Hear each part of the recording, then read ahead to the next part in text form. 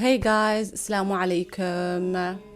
Welcome back to RİYO podcast. If you're new, kindly subscribe, share, download the episode, and if you're coming back, welcome back. I hope you're all doing well. I'm doing good. I know I've been missing for a little while. I think like for a month. And I have a valid reason. I'm a student. I was busy. Actually, it's not a valid reason. Okay. But this time, inshallah, we are back fully, and I hope you're all doing well. Please, comment down, write to me in my socials. I mean, Ismail, I think I'm gonna write my socials. You'll find my name there. Let me know how you're doing and how you're finding this episode. Because Ramadan is in just 4 days, inshallah, bi'idhnillah. Allahumma ballighna Ramadan. And I feel like it's the perfect timing for us to talk about dua. Yes, you have had me right. Today's topic is going to be dua. A moment of silence because I am so passionate about this topic. And all of you guys know I have my trusty handy iPad. I've prepared my notes, so I have them here. The power of dua. Of like all of you guys know how dua is important. Being a Muslim, and if you're not a Muslim, dua is basically supplication, is a prayer. When you want something, when you are grateful, you say that that is dua basically. When you're asking something from God, when you're asking something from God, and when you're thanking God, that is dua. And if you're a Muslim, you all know what is dua is. And today, bi'idhnillah, if Allah allows us, the topic is gonna be the power of dua. I'm gonna share my personal stories of dua, how you can maximize your dua. Basically, it's gonna be your guide to dua. As Ramadan is here, and as much as it is the month of Quran, is also the month of dua. So definitely every day, anytime, it's dua. So how are you gonna make your du'as? Which process are you gonna follow? That is everything I wanna share with you guys, and I hope you benefit this. To begin with, let me even tell you my dua journey and why I decided to talk about this topic. Like, I had prepared the topic way before, and it wasn't in my mind to release it, or to shoot it for you guys few days to Ramadan. But inshallah, I think it's gonna be out before Ramadan, and I hope you benefit this. Yeah, dua. If I get emotional, of which I haven't prepared my tissue or anything, I'm just gonna use my dara', my bati. And just 1 minute, you guys, how cute am I looking in this white dara'?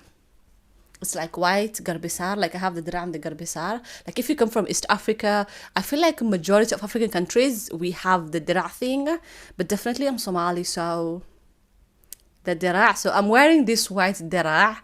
And when I wanted to, I was like, what are you gonna wear when you want to do the video? And I was like, I don't have things to wear. Should I wear an abaya? Should I wear Bismillah, should I wear a blazer? I was deciding on what to wear. I was like, wait a minute, I have dara'. So I removed the dara', and I love white. So I was like, since I'm talking about dua, wearing this dara' suits the topic of the day. And I have created a culture for myself. Rules. Every Eid I have to wear white dara'. Who said it? No one. Who made the rules? No one. But I did. And I think from 2019, every single Eid I've been wearing white dara'. I have to. And my mom, she came to Turkey. She visited me 2022, and she brought me a bunch of dara'as. And when I went to Kenya also last summer, I also brought myself white dara', just because I know Eid is gonna come, and I will need a white dara'. Anyways, that is the story of my dara'. I feel like, I feel like girly, I feel like a lady. And like there's something about me wearing garbisar, it makes me feel like I'm like on my own 30s, a lady. Like it gives me the vibe of being a lady, a rich auntie. That is the vibe I get from wearing garbisar. Anyways, enough with my talking. Let's talk about the power of dua. Let me tell you guys of why I am so passionate, why I love this topic. And the reason is why there's something I usually say. My Allah is a Rahman. And another thing I usually say is that Allah will never leave me empty-handed. That thought, I got that thought from 2019. If you listen to, I think, few episodes ago, when I was telling you about my journey, something like that, I talked to you guys about 2019, how I started fresh from the ground, and how I prayed 2 raka'ahs of Tawbah. And from that moment, I've always been using Allah will never leave you empty-handed, because the dua I made on 2019, I remember it was tahajjud. Allah has answered that dua, and it is with that dua that I'm here today. And that is why, if there's one thing I'm telling somebody, is like, Allah will never leave you empty-handed. And I've shared this with my dad, I think not that long ago, and I was like, Abo, Allah will never leave you empty-handed. And he told me a similar word in Somali. He's like, yeah, definitely, Allah will never leave you empty-handed. And so my Allah has never left me empty-handed. Anytime I've risen my hand, anytime I have said, Ya Hayyu Ya Qayyum, Ya Sami' Ya Basir, Wallah Al-Azim, Allah has never left me empty-handed. My du'as have never been rejected. That is why I am so passionate about dua. That is why I have a full yaqeen on my du'as. Of everything I have, from getting my visa, coming here, because my visa was delayed because of Corona. And then, I remember how I used to make my dua, how stressed I was. Another thing, there was a time I was I wasn't in a good state coming into financially. I was confused. And when I came here to Turkey, I had a bit of culture shock. I was missing home. I was confused about my career, which way to go, which faculty do I have to choose? I was really confused. And it is with dua that I found ease and doors opened. And even me, the uni I am right now, I remember when I got accepted, I called my mom and I was like, Hoya, I told you Allah will never leave you empty-handed. And I was like, Ilahay gacan ewer makugu soo celinayo. And I was just crying. I was like, my Rob has accepted my dua, and I'm finally doing what I want. I'm finally, joining medical school. I'm doing medicine. And wallahi, the process of applying, I was just stressed. I don't know why I was stressed. I was stressed and I wasn't feeling sure about it. I was doubting myself. And it's just with the dua.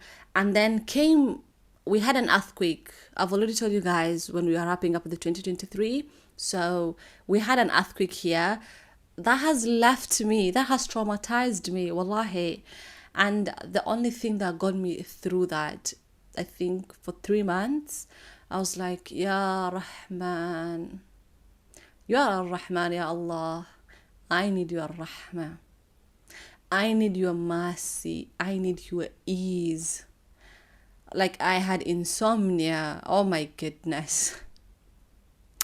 And with that, it is with dua. It is dua that got me through that. And when I was moving to this house, I'm just telling you just a little stories. I'm not telling you deep stuffs, because there are some things I made dua. I cried out my heart to my Lord. And wallahi, maybe the following day, or maybe a few days or few years, I got that thing. So I'm just telling you a few stuffs. And something, when I was moving to this house also, I was exhausted. House hunting here is not easy. So I was really exhausted. I was very tight in my budget. I remember the last day we viewed this house, I went back home. It was, I think, around Duhur, or was it around Isha, around there. And I literally broke down on my bed. That scene till today, I remember. I just came, I removed my clothes, and I sat on my bed, and I started crying. I was like, Ya Rabbi, Wallahi, I am tired. That is what I told That is what I told Allah. I'm like, Ya Allah, I am tired. Please. This house is the house we like. It is in our budget. It is in a good area that's closer to my uni. Please allow us to get this house. And the reason why I said that is because the rental guys, they told us, oh, we're gonna decide because the other people who came yesterday, and we don't know who we're gonna give first. So we will know. We'll just text you one day, you know. One day, like after one day, we're gonna text you after one day. And I was like sitting on my bed. I was like, Ya Rabbi, I am tired. I don't know who else to go to. I don't know where else to go to. Like, I'm just exhausted. I am just exhausted. Please make this house the house. And subhanallah, the following day, the real estate guy, he called me and he's like, oh, you guys can come, and maybe if you want to deposit, you can deposit. Like, the house is yours. That is just few things about my dua journey. Another dua, like literally, I ask everything, no matter how small they seem to me. I ask my Allah. And I love to say my Allah because He is my Allah. He is my Rabb. Like, He's not just any Rabb. He is my Rabb. And I am His servant. That is why I love to use my Allah. So I literally I ask everything. If I don't have food, if I don't have money, if I'm stressed, if I'm talking about my exams, if I'm talking about husband, if I'm talking about family, of which I don't have a husband, but I make dua for husband. Like, if I'm making dua for my parents, if I'm making dua, you know, for my family, those who have passed away, for the ummah. Literally, I ask Allah for everything. And something, you know, to people it sounds silly, but to me it does not sound silly. Let me tell you, I did not have a laptop. Like, I was really stressed, and I knew the kind of laptop I wanted. I wanted this specific laptop. And so, like, at that time, I didn't want it to bother my dad. And, you know, for some other reasons, the laptop I wanted MacBook Pro, of which that is expensive. If you know, you know. That is expensive. And so, like, I didn't want it to burden my dad, and I didn't want it to ask anything. Like, I was stressing. And then I told my brother told me he's gonna buy me, but he will not buy me a MacBook. I told my other cousin, and he told me, oh, okay, I'm gonna buy you, you know, like, which one do you want? And when I told him I want a MacBook Pro, and he was like, what? I mean, I'm not gonna buy you that. He's like, I don't have that. If you want a HP, I'm gonna buy you HP. And I didn't want an HP. I was very decisive, let me tell you. I was broke. I did not have anything. But I was standing on business. If I'm not getting a MacBook, I'm not getting a laptop. That was my mentality. And I remember I was just during Tahajjud, I was just making dua to Allah. It was part of my wish list at that time to have a MacBook. Literally, I made dua for that lap. I made dua for my MacBook. And right now I have M2 MacBook Pro. I made dua to Allah to, you know, to give me a laptop. And the exact laptop, I got that. That is with dua. It's the same thing with my iPad.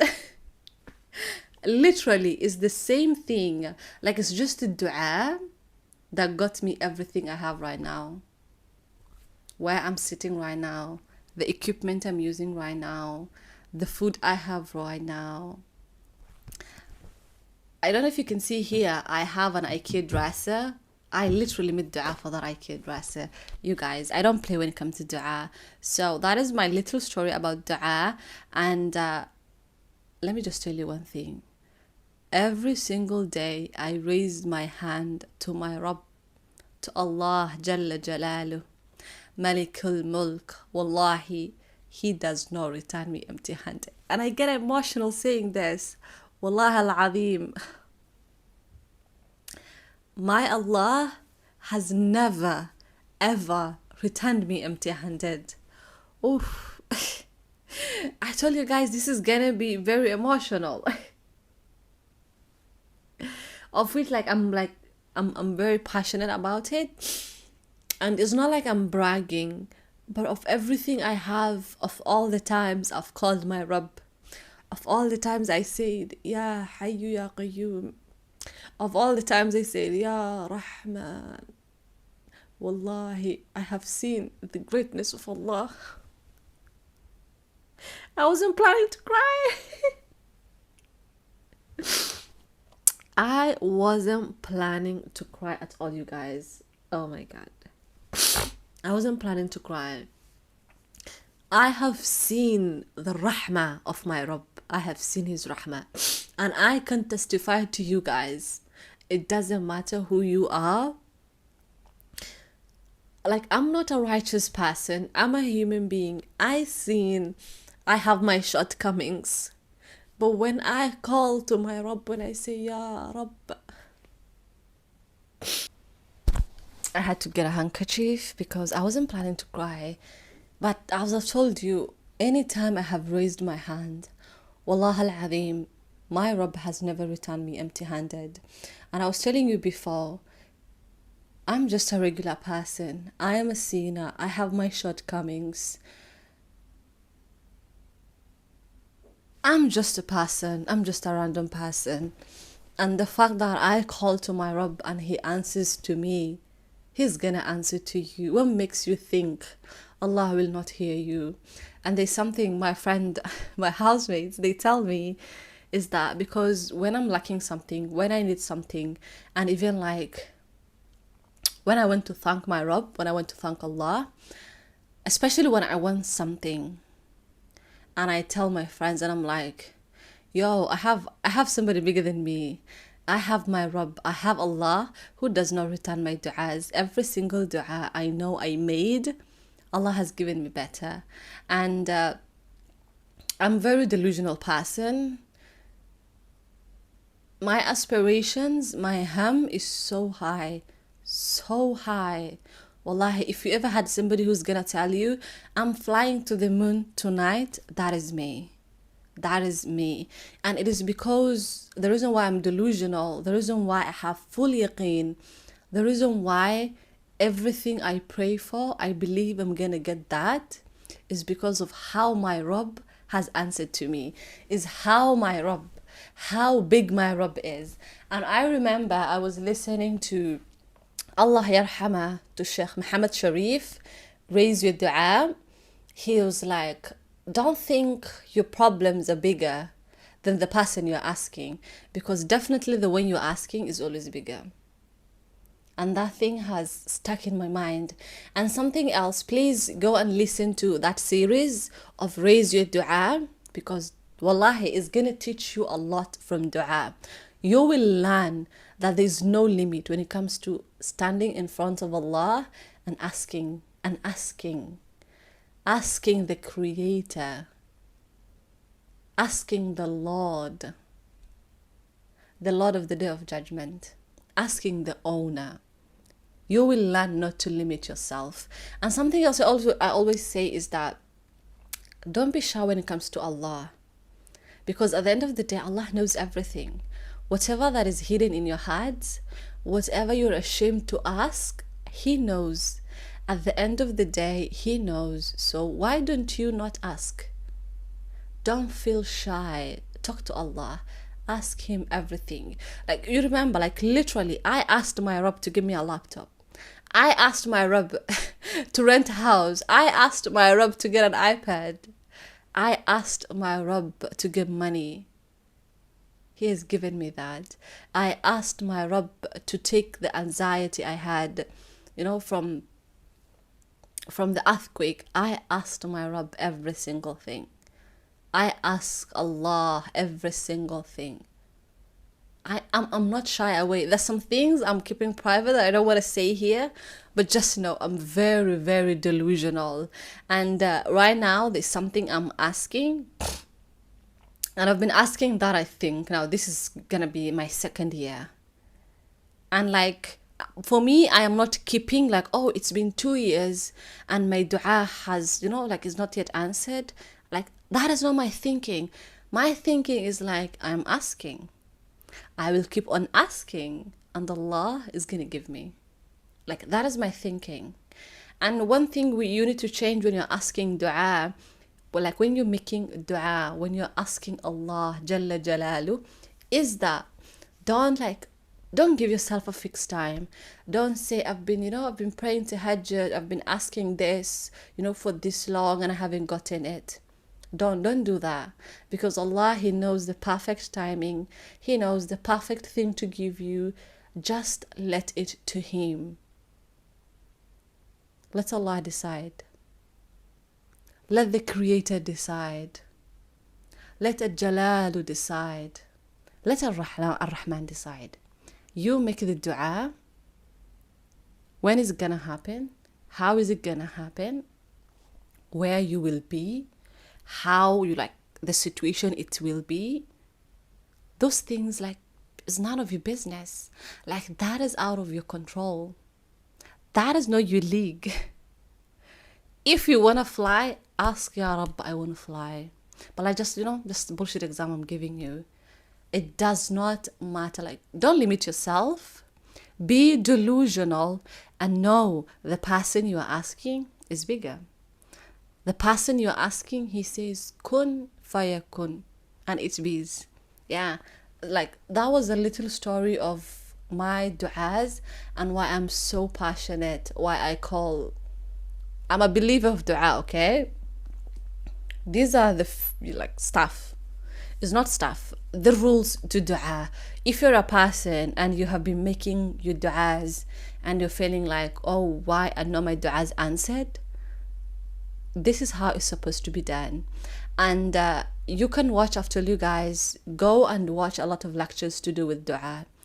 The power of dua. Dua is an ibadah. Dua is literally everything. Dua is a conversation you're going to have with Allah subhanahu wa ta'ala.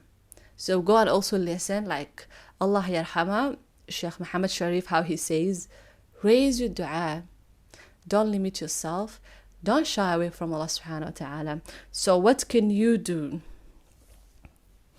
Apart from dua, as you guys know, dua is an ibadah. Making dua is literally an ibadah.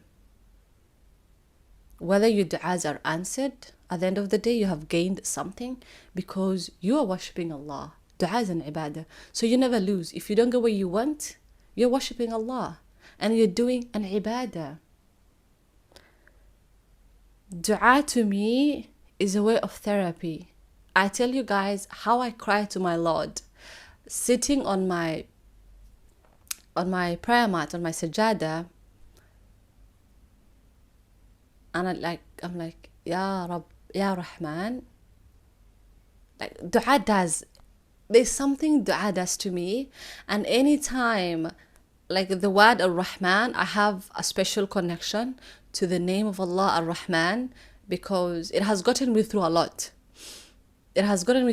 So dua is also a way of therapy to me.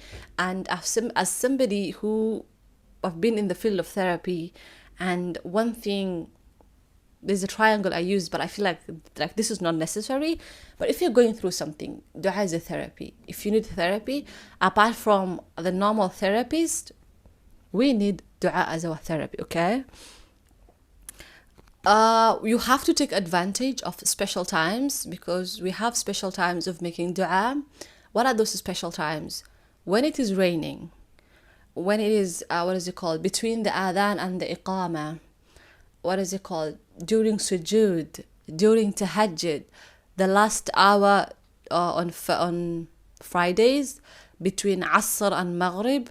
There's that hour of it. Take advantage of those special times, because if you make dua during those special times, highly, your du'as is not going to be returned. Your du'as will go through. They will come back to you, like, they'll come back to you. If you're fasting, when you're traveling, for me, I find between the adhan and iqama, it really works for me, because I live in a country whereby I can hear the adhan every single day. And the days I'm in urge of making du'as, I take advantage of those times. And during tahajjud is my special time with my Rabb, and is a time for me to make my du'as. Yeah, so take advantage of those, special moments, special times, when it is raining, when you're traveling, when you're fasting, when you're in sujood, between adhan and iqama, during tahajjud time. Look for special times. And inshallah, bi'idhnillah, your du'as are going to be answered. Something else, like, what makes your du'as answered? How will you get your du'as answered? For example, you've been making du'as for years, and your du'a has not been answered. What makes your du'as answered?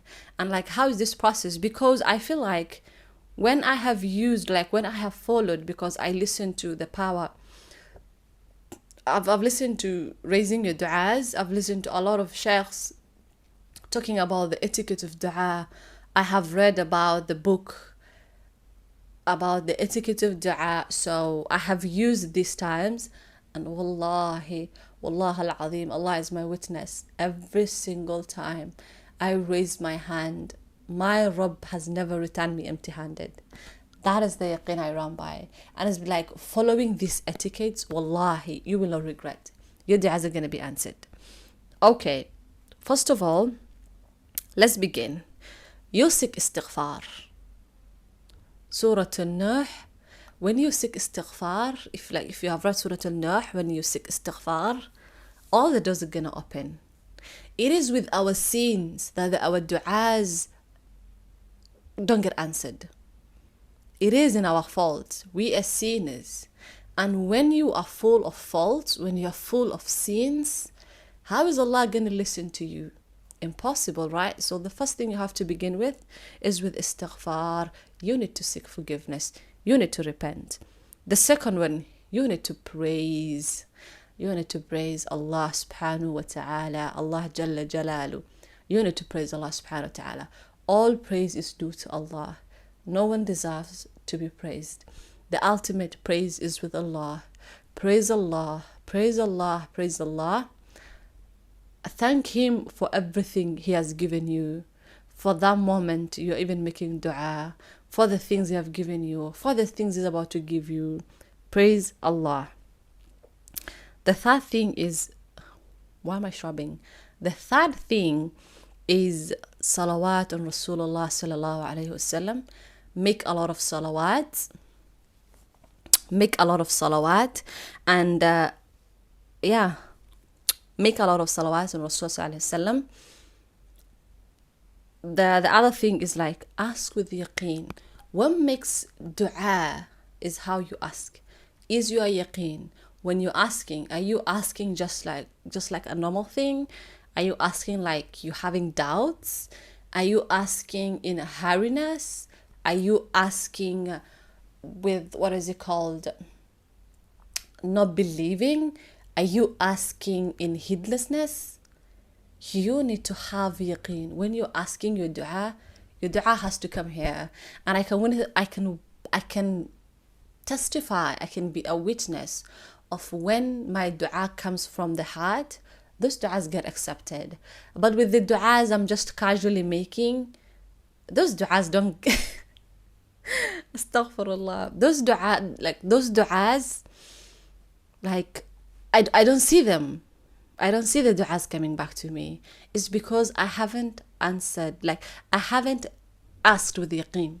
So when you're making dua, make sure it comes from the heart. Make sure you're fully present. Your mind, your heart is present when you're making the duas, okay? Have yaqeen, certainty.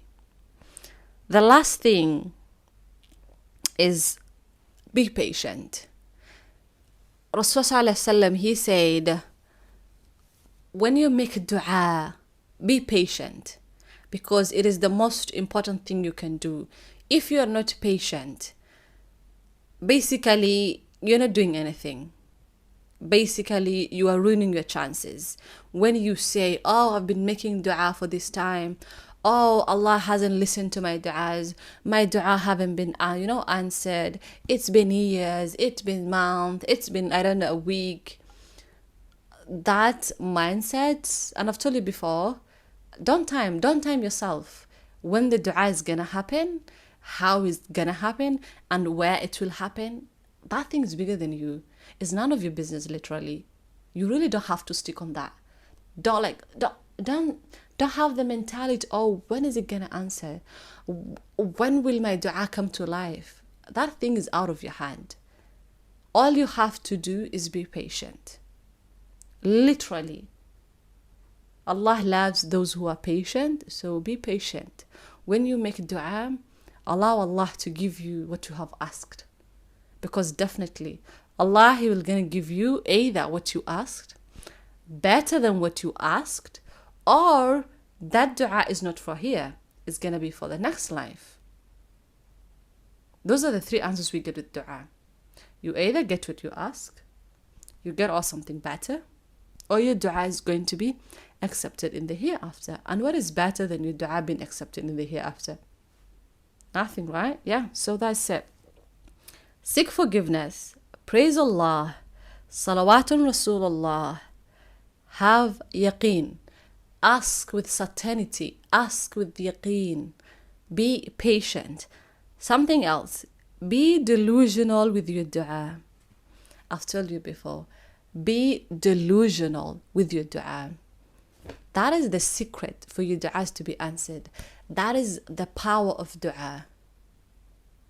And literally you're making dua, you're asking, and at the same time you're doing an ibadah. I hope this video benefits you. I do not want the video to be long. I don't want this episode to be long, and I hope you will be delusional with your dua. I hope you'll have more patience. I hope you will have the yaqeen. I hope you don't be shy with your du'as. Don't be shy with your du'as, even if it is tying a shoelaces. If your shoelaces get lost, the first thing you do is ask Allah. The first thing you do is make that dua.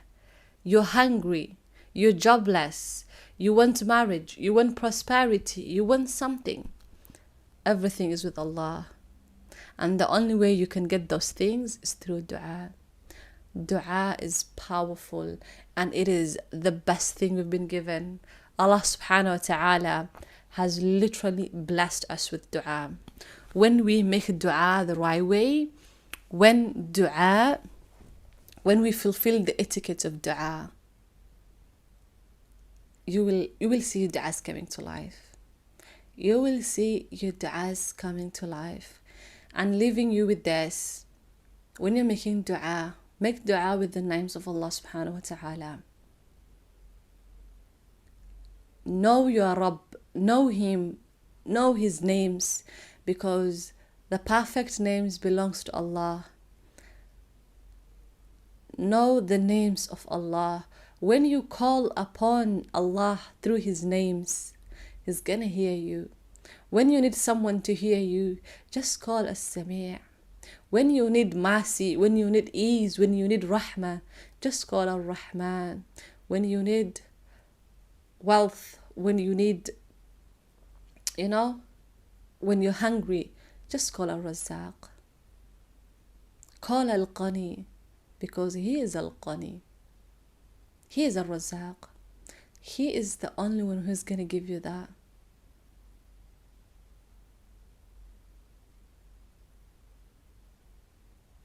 There is nothing more powerful, nothing more beautiful than calling Allah using His names. Like you will have a connection with Allah subhanahu wa ta'ala when you use his names. Anytime I say Ya Hayyu Ya Qayyum Dhul Jalali wal Ikram, when I say Ar-Rahman, when I say Al-Hadi, because I love to use, because Allah gives repentance, he is Al-Hadi, I'm like, Al-Hadi, Ya Allah, you are Al-Hadi, give me hidayah. Ya Allah, you are Al-Razzaq, I am broke,